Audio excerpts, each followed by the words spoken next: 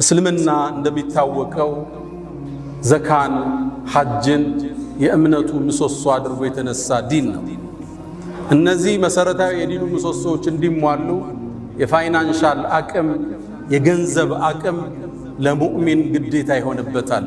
ሊመን استطاع ኢለይሂ ሰቢላ መንገዱን የሚያደርሰውን የኢኮኖሚ አቅም ይዘንድ ከአንድ ሙስሊም ይጠበቃል። አይደለም ዘካና ሐጅን ቀርቶ እምነቱን እንኳን የዲኑን መግቢያ ቁልፉን ላኢላሃ ኢላላህን ለማስጠበቅ ኢማኑን ለማስጠበቅ የኢኮኖሚ ነፃነትን ሙስሊም ሊያውጅ ዘንድ በሱ ላይ ግዴታ ነው። በዶቄትና በዘይት እምነታቸው የሚቀይሩት የኢኮኖሚ ጥረት ውስጥ የወደቁ ወገኖቻችን መሆናቸውን ልብ ይላል። እስልምና ሙእሚኖች እንዲሰሩ እንዲጥሩ ትልቅ አነሳሽ መልእክቶችን አስተላልፏል። እንዳለመታደል ሆኖ አሁን ያለው ወጣት ተተኪው ትውልድ ረፍትን የወደደ ስንፍናውን ጃኬቱ ያደረገ በተስፋ መኖርን ቲሸርቱ ያደረገ ተተኪ ትውልድ ማየት አስደንጋጭ ክስተት ሆኗል። በህልም የሚኖሩ ሳይሰሩ መክበርን የሚመኙ በሐሳብ የናወዙ በሱስ የተበከሉ ወጣቶችን ማየት የነገ ተጨባጫችን አስፈሪ እንዲሆን ያደርገዋል። ሳይሰሩ መክበር ዌልዝ ዊዛውት ወርክ ያለ ስራ መክበር ቁጭ ብሎ ማለም አየር ላይ ዝም ብሎ እንደሚታፈስ ማሰብ በሰፈነበት አዲሱ ትውልድ ውስጥ ዛሬ በዚህ ሚንበር ላይ ስለ ስራ ለፍተው እንዲያድሩ በላባቸው እንዲያድሩ ልናሳሳቸው ግድ የሚለን ወቅት ላይ ደርሰናል። አብዛኛው የሚያጓጓ ወጣት አለባበሱ የሚያምር ቁንጅናው የሚያምር ወጣት ስራ የለሽ ሆኖ እንደማየት የሚያሳዝን ነገር የለም። ሰይድና ዑመር ኢብኑል ኸጣብ ምን ይላሉ? እኔ አንድን ወጣት አይዋለሁ፣ ቁመናው መልኩ ያስደስተኛል፣ በጣም እገረምበታለሁ። ከዛም ስራ የለውም ሲባል ካይኔ ወድቃል ወጣት አለ።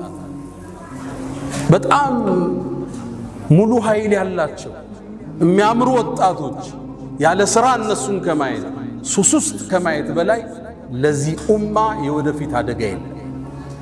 ወጣቱ በላቡ እንዲያድር በተስፋ የሚቆረጥ ነገር እንደሌለ እንዲያቅ ልናስታውሰው ግድ ይለናል። እስልምና እንደምታውቁት ስራን የቀደሰ ሃይማኖት ነው። ሰርቶ ማደርን እንደ ዒባዳ የጻፈ ዲን ነው እስልምና ማለት ነው። ነቢዩ ዓለይሂ ሰላቱ ወሰላም አንድ ሰው ጣፋጭ ምግብ ጥሩ ምግብ አይመገብም ከእጁ የሰራው ቢሆን እንጂ ይላል። ሚቅዳም ባወሩት ሐዲስ ላይ ቡኻሪ በተዘገበው ማ አከለ አሐዱን ጠዓመን ቀጡ ኸይረን ኢላ ሚን ዐመል የዲህ አንድ ሰው ጥሩ ምግብ አልተመገበም በላቡ የበላው ቢሆን እንጂ። ሰርተህ ውጤታማ ሆነ በአቅምህ በተሰማራህበት የትኛውም ዘርፍ እሱን እንደ መብላት የሚያስደስት ነገር የለም። ነቢዩላህ ዳውድም አሉ ነቢዩ ዓለይሂ ሰላቱ ወሰላም አስከትለው እዚሁ ንግግራቸው ላይ ከእጁ ነበር የሚበላው ሰርቶ። ነቢይ ነው ንጉሥ ነው ዳውድ ማለት ግን አላህ ብረትን አግርቶለት ነበር። ያጣጥፈው ይቀጥለው ነበር። የጦር ማከላከያ ልምዶችን ይሰራ ነበር። ሰንዓተ ለቡሲን ለኩም ወአለና ለሁል ሐዲድ ችሎታ ነበረው ብረትን አቅልጦ የመስራት። ከዛ ይመገብ ነበር። ሙስሊም ላይ በተዘገበው አቡ ሁረይራ ባስተላለፉት ነቢዩላህ ዘከሪያ ታላቁ የአላህ ነቢይ አናጺ ነበር ይላሉ ነቢዩ ዓለይሂ ሰላቱ ወሰላም። ማ ሚን ነቢይን ኢላ ወረዐል ገነም ምንም ነቢይ አላህ አላከም ከብት የጠበቀ ቢሆን እንጂ። ሰርተው ያድሩ ነበር ነቢያቶቹ።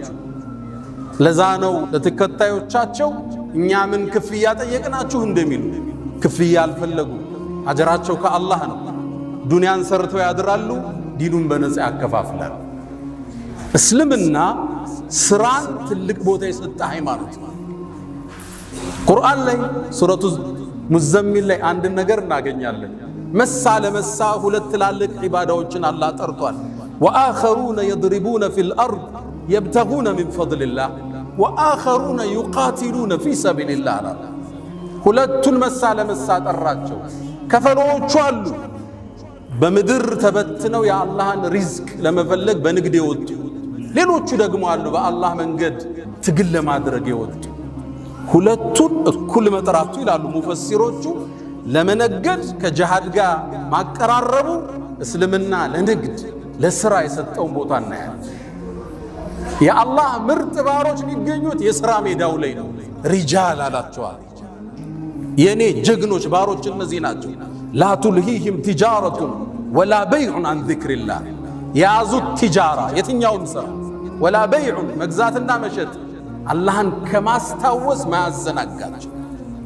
የት ነው የሚገኙት? ሥራ ላይ ናቸው። በላብ ነው የሚያድሩት። የዘመድ ብር ከአሜሪካ ይጠብቁ። ከእናት ኪስ ተወስዶ ጫት ተቅሞ አይታደርም። ሪጃል አላቸዋል። የኔ ጀግና ባሮች እነዚህ ናቸው። ንግድ አላህን ከማስታወስ ማያዘናጋቸው። ግን የት ውስጥ ነው ያሉት? ንግድ ውስጥ ነው ያሉት። እስልምና ሰርቶ ማደርን ትልቅ ትኩረት ነው የሰጠው። ሐታ ዛሬ ያለንበት ቀን ሳምንታዊ ዒዳችን ነው የውሙል ጁምዓ። በዚህ ቀን እንኳን ሥራ እንድንሰራ እስልምና ትልቅ ማነሳሻን አድርጓል። ያ አዩሃ አለዚነ አመኑ ጥሪው ይሄ ነው፣ እንስማው። እናንተ ያመናችሁ ምእመናኑ ኢዛ ኑድየ ሊሰላት ሚን የውሚል ጁምዓ የጁምዓ ቀን ለሶላት ጥሪ ሲደረግ ወደ መስጂድ ነው አላህ። የት ውስጥ ነበሩ? ንግድ ውስጥ ነበሩ።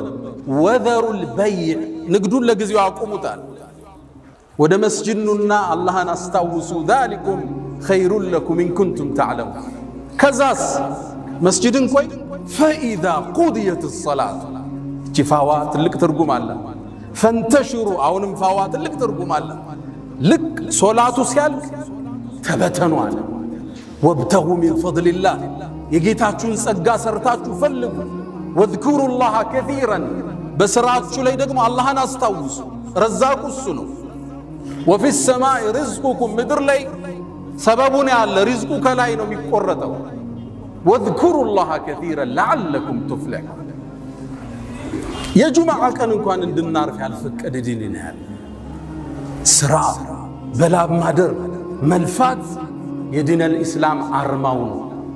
ይሄ ወጣት ቁጭ ብሎ እንዳያስብ በህልም እንዳይዋልል ድንገት ብር የሚገኝበት አለ ሲባል የኢሉሚኒቲ አባሉኝ 500 ሺህ ላገኝ ብሎ እንዳይሰክር እስልምና ያሰመረውን መንገድ ልንጠቁመው ግድ ይላል። በአቋራጭ መክበር የለም። ወጣቶች በአቋራጭ ለመክበር ሲስተም ውስጥ መኖር አለ። መንገዱ ላይ ያለ ስትማስን ፓስወርዱን ታገኘዋለህ። ያኔ ትዘላለህ። ማንኛውም ነጋዴ ማንኛውም ሀብታም ለመሆን ሲስተም ውስጥ ያልፋል። ድንገት ይገጥማል፣ ትወጣለህ። ድንገት ግን ያለ ሥራ ትልቅ ብር ብታገኝ ውጤታማ አይደለም። ልብ በሉ፣ አሜሪካ ውስጥ ሎተሪ ከደረሳቸው አብዛኛው ሰዎች ውስጥ አብዛኞቹ ያን ብር በዓመት አጠውታል። ሥራ የላቸው፣ እቅድ የላቸው፣ የዘረጉት ሲስተም የለም። የሆነ ሚሊዮን ብር መጣ፣ ምን ያድርጉት? መኪና ስትገዛ ስትቀይረው፣ ቤት ስትገዛ ስትቀይረው ብሩ የለም። ሲስተም ውስጥ ካለ የሥራው መስመር ላይ ካለ ያን ብር እዛ ውስጥ ነው የምትከተው። ቡስት ያደርጋል፣ ይሰፋል። ዝም ብሎ መክበር የለም። ወጣቶች እንዳታልሙት። ሥራ አድካሚ ነው። 10 ሞክረህ አንድ ነው የሚሳካል። 10 ፕሮጀክት ሞክረህ አንዱ ይሳካል። እንዲህ ነው የንግዱ ዓለም የሚኖር። አንዱ ሲወድቅባ፣ አንዱ ስታክ ሲያደርግ፣ አንዱ ስትነሳ፣ አንደኛው ላይ አላህ ይረዝቃል። ሥራ መልፋት በላብ ማደር ወጣቱን ልናስታውሰው ግድ ይለናል። በእስልምና ታሪክ የእኛ ተምሳሌቶቻችን የነቢዩ ዓለይሂ ሰላቱ ወሰላም ሰሓቦች ናቸው። ቁል አልሐምዱሊላህ ወሰላሙን ዓላ ዒባዲሂ አለዚነ እስጠፋ። ቁል አልሐምዱሊላህ ምስጋና ለአላህ ይሁን፣ ወሰላሙን ሰላምም ይስፈን ዓላ ዒባዲሂ አለዚነ እስጠፋ አላህ ለመረጣቸው ባሮቹ። ሐሰኑል በስሪ ምን አለ? እዚህ የተጠቀሱት የነቢዩ ባልደረቦችን ነው አለ ሰለላሁ ዐለይሂ ወሰለም። እነዚህ የኛ ሞዴሎች ናቸው። ከ10 አንድ ቦታ ላይ የጀነት ከተባሉ ሰሓባዎች ውስጥ 6ቱ የዛ ዘመን መልቲ ሚሊዮነሮች ነበሩ። ዛሬ አንዱን እናውሳ። ዑስማን ብኑ ዓፋን ረዲየላሁ ተዓላ ዐንሁ። ዑስማን የነቢዩን 2 ልጆች ያገባ ዙኑረይን አማቻቸው ነው። በ2 ልጅ ይዛመዳቸዋል። ዑስማን 3ኛው ኸሊፋ ነበር። ዑስማን ቀብር ሲያይ እንባው የማይቋረጥ የአላህ ባሪያ ነበር። ዑስማን ለሊቱን ሙሉ ቁርአንን አኽትሞ የሚያድር የአላህ ምርጥ ባሪያ ነበር። አመን ሁወ ቃኒቱን አና አለይል የተባለው ሰሓባ እሱ። ዑስማን ነቢዩ ዓለይሂ ሰላቱ ወሰላም በተደጋጋሚ የጀነት ያሉት ነው። ጀነትን ከነቢዩ እጅ የገዛ ሰሓባ ነው ዑስማን። ነቢዩ የተለየ ክብር የሚሰጡት ሰሓባ ነው ተከታያቸው። አንድ እናታችን አይሻ ምን ትላለች? ነቢዩ ዓለይሂ ሰላቱ ወሰላም ቤታቸው ቁጭ ብለው አቡበክር መጣ፣ የሆነ ጉዳይ ሊያማክራቸው ገባ፣ አውርቷቸው ወጣ። ዑመር መጣ፣ እንደተቀመጡ ነው አወሩት። ከዛ ዑስማን ሲገባ ባታቸው ተገልጦ ነበር። ሁለቱ ሰብሰብ ባረጉትና ተስተካክለው ቁጭ አሉ። ወጣው ሲሄዱ እናታችን አይሻ ጠየቀች ረዲየላሁ ተዓላ ዐንሃ፣ የአላህ መልእክተኛ ለአቡበክርና ለዑመር ያላሳየውን ለዑስማን ምን ነው እንዲህ አይነት እንቅስቃሴ ያረግ ካለቻቸው ነቢዩ መሐመድ ሰለላሁ ዐለይሂ ወሰለም አላ አስተሕይ ሚመን ተስተሕይ ሚንሁ ልመላኢካ፣ መላእክት ከሚያፍሩት የአላህ ባሪያ እኔ አላፍርም እንዴ አልጠነቀቅም? ዑስማን ማለት ይሄ ነው። ግን ደግሞ ተወዳዳሪ አሁን ድረስ ያልተደረሰበት ነጋዴ ነበር። የንግድ አቅሙ ትልቅ ነው። በአሁን ዘመን የሰይድና ዑስማንን ሀብት ወደ ዶላር ቀይረውታል። ስንት ትጠብቃላችሁ? 600 ቢሊዮን ዶላር ነበር የዑስማን ብን አፋን ሀብት። ገብቷቸዋል? 600 ቢሊዮን። የሀገራችን ትልቁ ባለሀብት ሼህ መሐመድ አለሙዲን አላህ ይጠብቃቸው 9 ቢሊዮን ዶላር ንብረታቸው ተደምሮ 600 ቢሊዮን ዶላር እንዴት አመጣ?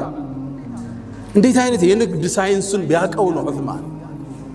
በእርግጥ እንደኔና እንዳንተ ሰሃባዎቹም ጠየቁት፣ መካ ላይ ሀብታም ነበርክ ጥለው መጣሃል፣ መዲና እንዴት ገብተህ ባለ ሀብቶም ካሏቸው ሰይድና ዑስማን 5 የንግድ ፕሪንሲፕል አስቀመጡ። ያውም ባለ ሀብቶች የሚጠቀሙት የመረህ ኩንቱ ኡዓልጃል 5ቱን ወጣቶች መዝግቡት። ኩንቱ ኡዓልጅ የንግድ ህጎቹን ተመልከቱ። ኩንቱ ኡዓልጅ ራሴ ስራውን ቀርቦ ነው ማኔጅ የሚያደርገው። ስራ ሙሉ ለሙሉ ለሰራተኛ ይሰጥ። እየሰፋብ ሲሄድ ነው ደልጌት የምታደርገው ወደታች የምታሻግረው። አንተ መሸፈን የምትችለውን አንተ ነው መሸፈን ያለብህ። ሰው እጅ ላይ ስራ ይጣል፣ ሲበዛ ደግሞ ሰው እጅ ላይ መጣል ግዴታ ይላል። ትክክለኛ ሰውን ትክክለኛ ቦታ ታስቀምጠዋል። ኩንቱ ኡዓልጅ የስራውን ችግር ገብቼ እኔ ነው ለመፍታት የምጥረው። መሬት ሊቆምብህ ይችላል፣ ንግዱ ሊቆምብህ ይችላል። ሰራተኛ ብቻ አትልክም። ገብተህ እንደ ባለቤቱም ይፈታው የለም። ያወጣኸው እቅድ በትክክል መፈጸሙን መከታተል የባለቤቱ ኃላፊነት ነው። ያወጣኸው ፕላን አለ። የመጨረሻ የማኔጅመንት ፕሮሰሱ ኮንትሮሊንግ ነው። በትክክል በቅዱ መልክ ሄዷል መከታተል አለ። ኩንቱ ኡዓልጃል ስራውን ራሴ ነው መገባበታ። ሲሰፋ ነው ለሰው የምትሰጥ። ወኡነሚ ያለ ስራው ያመጣልኝን ትርፍ ወደ ስራው መልሰዋል።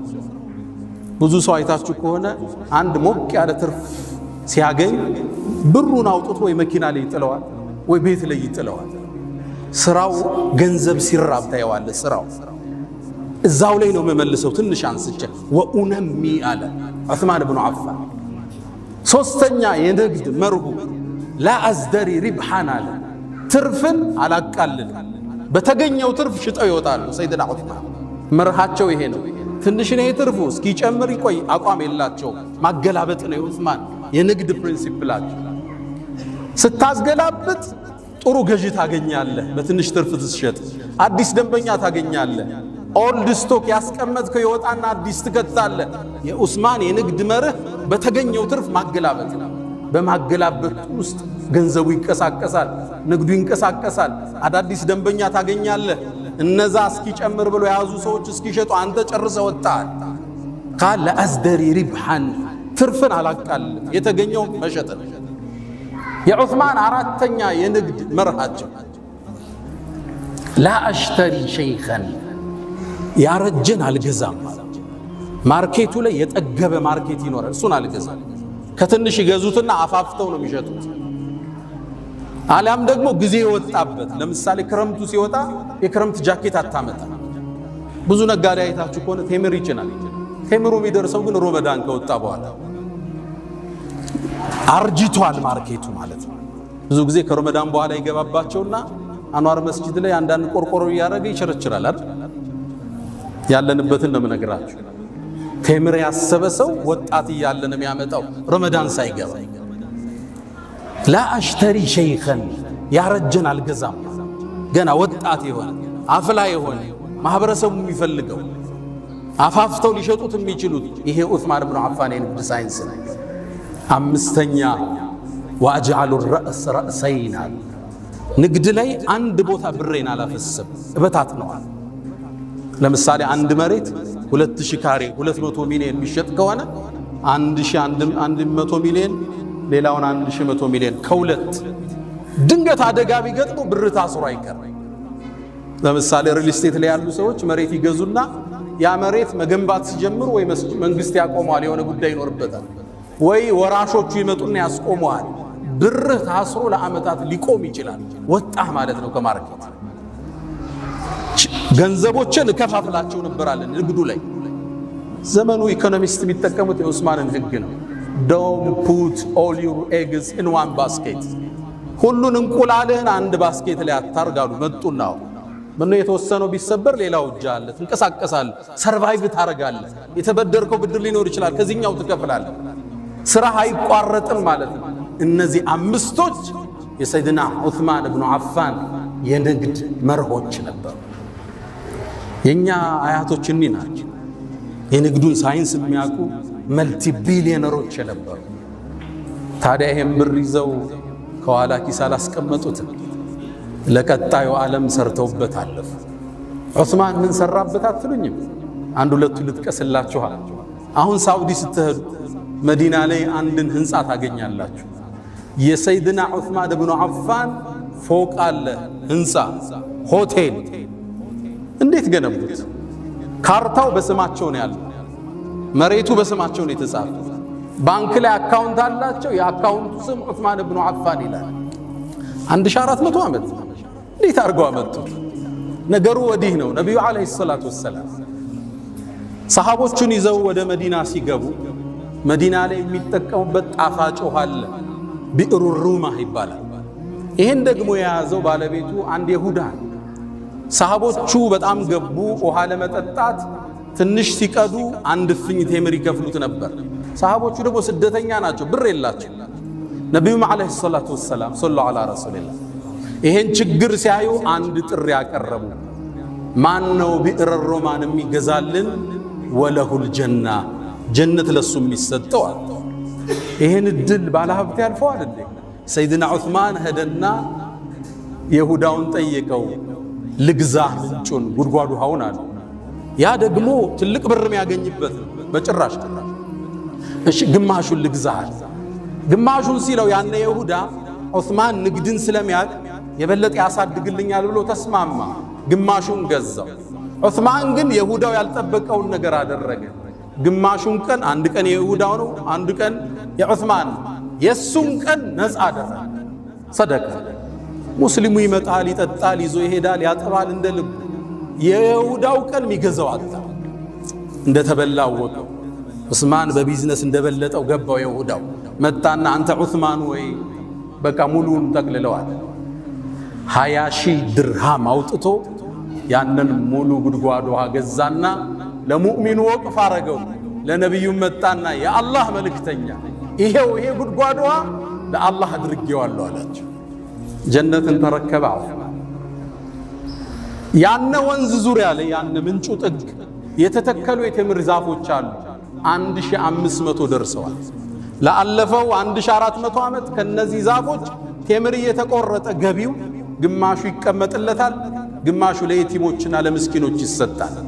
በሂደት ዑስማንያዎቹ ሲያስተላልፉት አለ ስዑድ ጋር ደረስ። ያሁኑ ሳዑዲ ላይ ብሩ አለ። ምን ይደረግ? መሬት ገዙበት፣ ፎቅም ገነቡበት። አሁን ይሄ ፎቅ አለ። በአመት ውስጥ ይሄ ፎቅ 50 ሚሊዮን ሪያል ገቢ አለ። 5 ስታር ሆቴል ገቢው ወቅፍ ነው ለአላህ ፊሰቢልላህ። በኢትዮጵያ ወደ 2 ቢሊዮን በየአመቱ ያስገባል ይሄ ፎቅ። ግማሹ ለምስኪኖች፣ ግማሹ አካውንት ላይ ይቀመጣል። የዛሬ 1400 ዓመት የነበረ ባለ ሀብት አሁን ሐረም ላይ ፎቅ አለ። ምን ትላላችሁ? ንግዱ እንዴት ነው የነገዱት? እንዴት ነው ሰርተውበት የሄዱት? አላህ ከነሱ ጋር ጀነት ውስጥ ይሰብስባል። ትልቁን ማዕረግ ያገኘበትን ክስተት ልንገራችሁ። ነቢዩ ዓለይሂ ሰላቱ ወሰላም እንደምታውቁት ከሩሞቹ ጋር የመጀመሪያ ያረጉት ፍልሚያ አለ። ገዝወቱ ሙዕታ ላይ ኻሊድ ሰራዊትን ይዞ ተመለሰ። ሩሞቹ ሙስሊሞችን እንደሚዘምቱ ሲታሰብ መልእክተኛው ዓለይሂ ሰላቱ ወሰላም አሁን ከአረብ ውጭ የሆነ ጠላት መጥቶብናል፣ ሰራዊት ላስታጥቅ ብለው ተነሱ። ይህን ዲን ለማጥፋት ያልተሞከረ የለም፣ ከመነሻው ሊያዳፉ። ከዛም ሰራዊት አደራጁ። ሰራዊቱን ካደራጁ በኋላ ትጥቅ ጎደላቸው። ፈረስ የለም፣ ግመል የለም፣ ጦር የለም፣ ጋሻ የለም። ምን ያርጉት? ሚንበራቸው ላይ ወጡና መን ዩጀሂዙ ለና ጀይሽ አልዑስራ፣ ሰራዊቱን ማን ነው የሚያስታጥቀው? እናንተ ባለ ሀብቶቹ ያ ወደ ተቡክ ለመሄድ 700 ኪሎ ሜትር ፊ ሐርን ሸዲድ ወሰፈሪን በዒድ ወዐድውን ቀዊይን ዐኒድ፣ ከባድ ተፋላሚ የሩም ጦር ነው ያለው። ሰፈሩ ሩቅ ነው፣ ፀሐይ ነው፣ መጓጓዣ ያስፈልጋል። ዑስማን ተነሳን የአላህ መልእክተኛ 100 አላቸው ግመል ቢአሕላሲሃ ወአክታቢሃ አላቸው። 100 ግመል። አሕላስ ማለት ጀምዕ ሕድስን፣ አሕላስ ማለት ለጦረኛ ሰይፉ፣ ጎራዴው፣ ጋሻው፣ ሁሉ ነገሩ ትጥቁ አሕላስ ይባላል። አክታብ ማለት ደግሞ ይሄ ጦረኛ የሚመገበው ምግቦች ናቸው፣ ልብሱ፣ ምግቡ ምናምን። 100 ግመል ከነሙሉ ትጥቁ አላቸው። ልብ በሉ 100 መኪና ማለት ነው። 100 መኪና የሚሰጥ ባለ ሀብት አለ? እንዲህ ቆራጥ ይሆናል ለአኺራው የሚያሻግር? ነቢዩም ሰለላሁ ዐለይሂ ወሰለም አላሁመ ከዑስማን እኔ ወድጃለሁ አንተ ውደዳል። መረቀን ዑስማን የአላህ መልእክተኛ 100 ጨምሬያለሁ አለ። አላህ ወይ እኔ ከዑስማን ወድጃለሁ አንተ ውደዳል። የአላህ መልእክተኛ ሌላ 100 ጨምሬያለሁ አለ። ከነሙሉ ትጥቁ ነቢዩ በጣም ደስ አላቸው። ዞር አለና 1000 የወርቅ ሳንቲም ይዞ መጣ። እጃቸው ላይ አፈሰሰው ነቢዩን ዓለይሂ ሰላቱ ወሰላም። የአላህ መልእክተኛ ይሄን የወርቅ ሳንቲም አነሱላህ እያገላበጡ ማ ضر ዑስማን ማ ፈዐለ በዐደ اليوم። ዑስማን ከዚህ በኋላ የሚሰራው ወንጀል አይጎዳው፣ እንኳን ወንጀል ማይሰራው። ማ ዐላ ዑስማን ማ ፈዐለ በዐደ اليوم። የፈለገውን ይስራ፣ ከዚህ ሐሰና ጋር የሚጋፋ ወንጀል አይመጣ። መረቀን ዑስማን። ከዛም ተመለሰና 300 ላይ ቆመ፣ 900 አደረሰው። 50 በሬ ጨመረበት። የሰጠው ማለት የሰራዊቱን አብዛኛውን ፓርት የሸፈነው አንድ ባለ ሀብት መልቲ ቢሊዮነር ዑስማን ብኑ ዓፋን። ቀደምቱ ትውልድ የእስልምና ስዕል በትክክል ገባቸው። ከሰው እጅ መቀበል ተጸየፉ። ከላይ ሆና የምትሰጥ እጅ ከታች ከምትቀበል ትበልጣለች ሚለውን የህይወታቸው መንገድ አደረጉ። በላባቸው ሰርተው ደክመው ወድቀው ተነስተው ተጉዘው ተሻግረው አቋርጠው በረሃውን ድልድዩን ወንዙን ተሻግረው በላባደሩ ይሄን ያመጡትን ብር ጀነትን ገዙበት። አላ ወፈዐሉ الخيرات واستغفروا ربكم فطوبى للمستغفرين።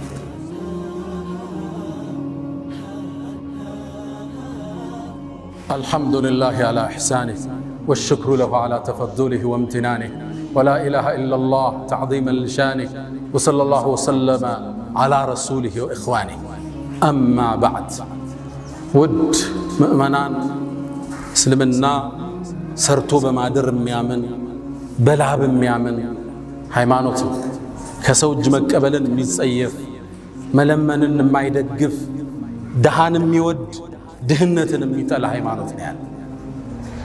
ሰይድና ዑመር ድህነትን ሰው ሆኖ ባገኘው ገለው ነበር እንዳሉ። እስልምና ደሃን ነው የሚወድ። አልተሳካለት ሊሆን ይችላል። ጧሪ አጥቷል፣ ትደግፈዋል፣ ትደጉመዋል፣ እንዲሰራ ታበረታተዋል።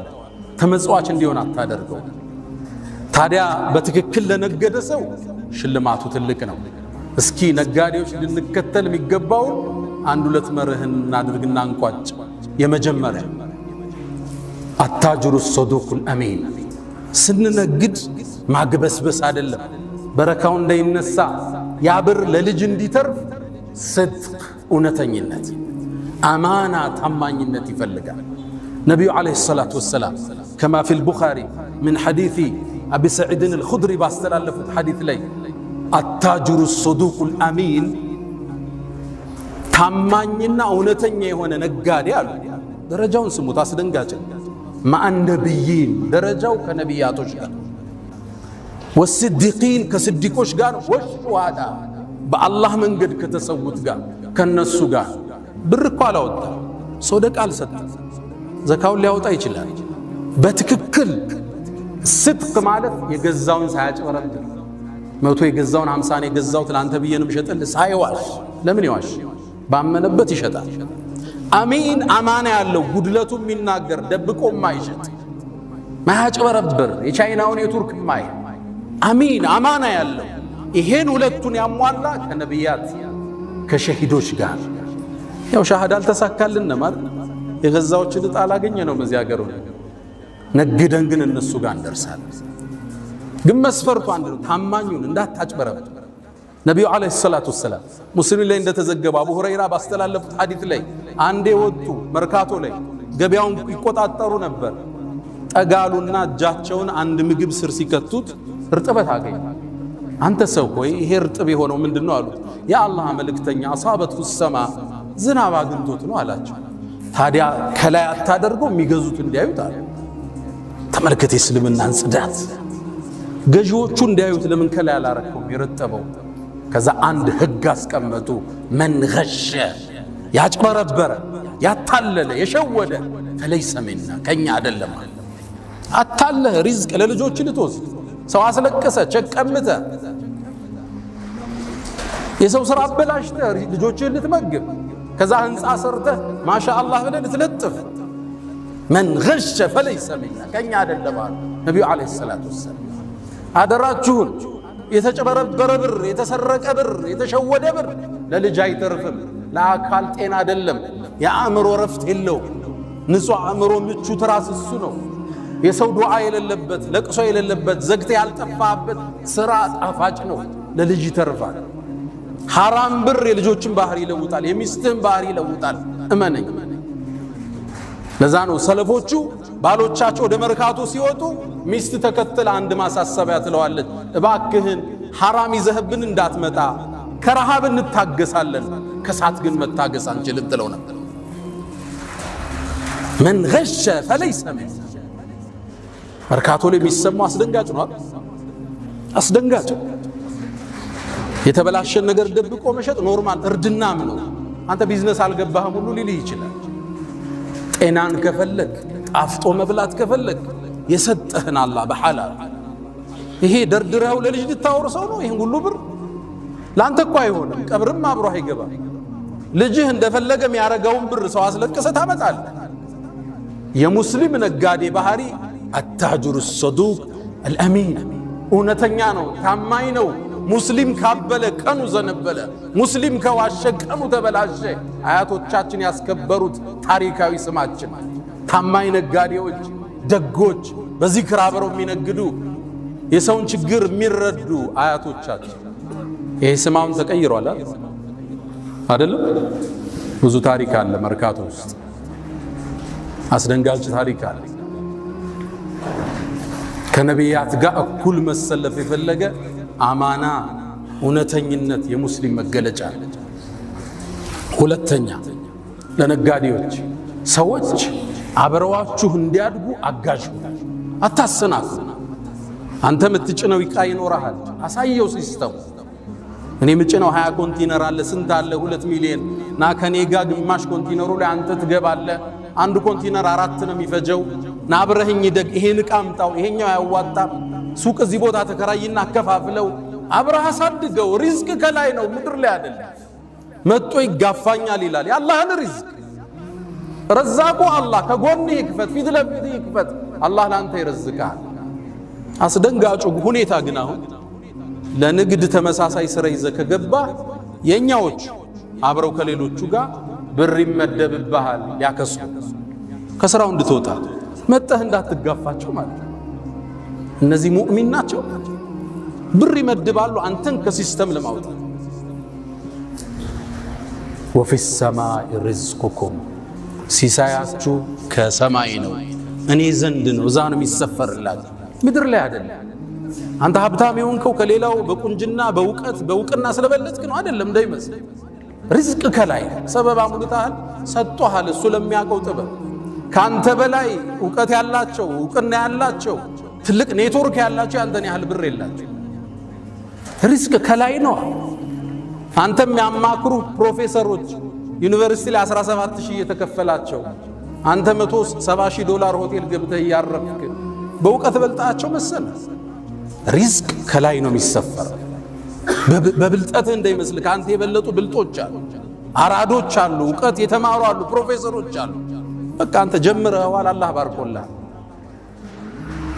ሰውን ወደ ሲስተም እንዲገባ ማገዝ አንዱን ወንድሜ ያጫወተኝ ነበር አንድ ሰው ወደ ስራው ገባ ወደ ሆነ ስራ አልጠቅሰው ሲገባ አሃ መጣ ላክስረው ብሎ ብር መደበ ሌላው ወንድሙ ሙስሊም ናቸው ይሄ የመደበው ከስራው ወጥቷል ያ የተመደበበት በዛ ስራ ላይ አንደኛ ነው አለኝ አታስቆመው መስሎ ሰዎች እንዲያድጉ አጋጅ ና ይሄን ስራ እስኪ ተለወጥ ዘውዲያ ኩራት እኮ ገሌን እኮ እኔ ያስጀመርኩት ስትል ደስ አይልም እሱስ ቢሆን ሰው ፊት ቁጭ ብለ እሱኮ ነው ጀን ይዞ ወደ ንግዱ የከተተ ሲል ክብር አይደለም ደስ ይላል ሪዝቅ ከላይ ነው ወንድምህን ገዘው አብሮ እንዲያድግ እንዲወጣ ሶስተኛ የተበደርነ ሰዎች ሁላችንም ያልተበደረ የለም ከፍ ያለው ከባንክ ዝቅ ያለው ከጎን ወንድሙ ተበድሯል ሁሉም ባለዳ እሺ አብዛኛው ለማስተካከል የተበደረ ሰው አበዳሪ ሲደውል ስልክ መዝጋት መጥፋት መሽሎክለክ የሙስሊም ባህሪያ መክፈል ማችልበት ቀን ደርሷል ፊት ለፊት ንገረው ጥራው ቢሮ እንዲህ ያልኩ ብር 3 ወሩ ላይ ቸኳል ደረሰ ምን ላድርግ ምን ሆነ ነው ይላል ስራው እዚህ ቦታ ስታክ አረገ እስኪ ፍታል እንደው አብራሻ ሽጠኝና ብሩን ወሰደው ፊት ለፊት ንገረው የጠፋው ካልመሰለ ያዝንልሃል እኮ በቃ ቸግሮ ነው ይረዳል አንዱ ዳለበት ተደወለለት አላነሳ ብሎ በሌላ ሰው ሲደውል አነሳለትና ድምጹን አወቀው ከዛ ምን አለው ተሳስተሃል ከባድ ነው አይደል ተበዳሪ ያበደሩን ሰው ወንድም ማርጋቸው ቢሮ ጥራቸው ቤት ጋብዛቸው ሰርጋቸው ለቅሶቸው ላይ ተገኝ ያ ነገር አዘገየው ባፉ በለኝ መፍትሄ እየፈለኩ ነው ገዘይ በለው መሽሎክለክ የሙስሊም ባህሪ አይደለም ችግር ሊገጥም ይችላል ያበደርን ሰዎች ደግሞ ለተሳካለት ሰው ያበደርከውን ብር ባዘገየህ ቁጥር ላንተ ሰደቃ ነው በየቀኑ 1 ሚሊዮን አበድረዋል 3 ወሩ ላይ አልከፈለ በዘገየ ቁጥር ላንተ በየቀኑ ሰደቃ አለ ፈናዚረቱን ኢላ መይሰራ አላህ እስኪያገራለት ትንሽ ለቀቅ አረግ አላህም ከላይ ለቀቅ ያረግልሃል ስታጠብቅ ወይ ገቢዎች ይላክብሃል አንተ ለቀቅ አርገው ከላይ እንዲለቀቅልህ ነብዩ አለይሂ ሰላቱ ወሰለም አቡ ቀታዳ ባስተላለፉት ሐዲስ ላይ ያን አላህ የውመል ቂያማ የቂያም ቀንን ጭንቀት እንዲያረግብለት የፈለገ ሰው ለተበደረ ሰው ትንሽ ጊዜ ይስጠዋል አልቻለም እስኪ ከፈል እድል አብሽር ትከፍላለህ ግድ የለም ተንቀሳቀስ ከቻለም አሉ ይዝለለው በቃ አልቻለም 1 ሚሊዮን 2 ሚሊዮን ዝለለው አላህ ያስፋልዛል ነብዩ አለይሂ ሰላቱ ወሰለም ስለ አንድ ትርሚዚ ላይ በተዘገበው ስለ አንድ የአላህ ባሪያ ያወራሉ ከሳቸው መላክ በፊት ንግድ ሰዎችን በብድር ያበድር ነበር ከዛም ለሱ ሰራተኞች ምን ይላቸዋል እዳውን መክፈል ማይችል ሰዎች ሲመጡ ዝለሏቸው እለፏቸው ይል ነበር ሰው ያበድራል አንዳንዱ ከስሮ ይመጣል እዳ አለብህ ያልክ አታሳድ በቃ የለውም ስታየው የሚሸጠው ነገር የለው ሲቸግሯቸው ሲመጡ ዝለሏቸው ይል ነበር አላህን ተገናኘው እሱም አለፈው አሉ ነብዩ አለይሂ ሰላቱ ወሰለም አላህን በማለፍ አንተ ልትበልጠውን ያልፋል እሱ ደግነት ቅንነት እውነተኝነት ላበድር ነው ማዘን መራራት ሪዝቅን የሚባርክ ለልጆች እንዲተላለፍ የሚያደርግ የአላህ ጥበቃ እንደይለይህ የሚያደርግ ትልቅ የሆነ ፍቱን መድኃኒት ነው ነጋዴዎች ሰደቃ በላን ይመልሳል የታመመን ያድናል ሌሎች እንዲደራጁ እንፍጠር ስራ እንዲጀምሩ እንገዛቸው ዘካዎቻችን ሰደቃዎቻችን ሌሎችን ለማውጣት ነገ ዘካ ሰጭ እንዲሆኑ እንገዛቸው يا من تحبون النبي محمد صلوا عليه وسلموا طول المدى فصلاتكم وسلامكم نورا لكم بأمسكم وبيومكم ولكم غدا. إن الله وملائكته يصلون على النبي يا أيها الذين آمنوا صلوا عليه وسلموا تسليما. اللهم صل على محمد وعلى آل محمد كما صليت على إبراهيم وعلى آل إبراهيم وبارك اللهم على محمد وعلى آل محمد كما باركت على إبراهيم وعلى آل إبراهيم في العالمين إنك حميد مجيد. اللهم أعز الإسلام والمسلمين وأذل الشرك والمشركين. اللهم احمي حوزة الدين. اللهم وحد صفوفنا وتول أمرنا. اللهم لا تدع لنا في مقامنا هذا ذنبا إلا غفرته ولا هما إلا فرجته ولا دينا إلا قضيته ولا عسيرا إلا يسرته ولا مسجونا إلا فككته ولا مريضا إلا شفيته ولا غائبا إلا رددته ولا حاجة من حوائج الدنيا والآخرة إلا قضيتها يا أرحم الراحمين. اللهم انصر أهل غزة العزة. اللهم انصر الإسلام والمسلمين. اللهم اشف صدور المسلمين. اللهم ربنا آتنا في الدنيا حسنة وفي الآخرة حسنة وقنا عذاب النار. ألا فأقم الصلاة.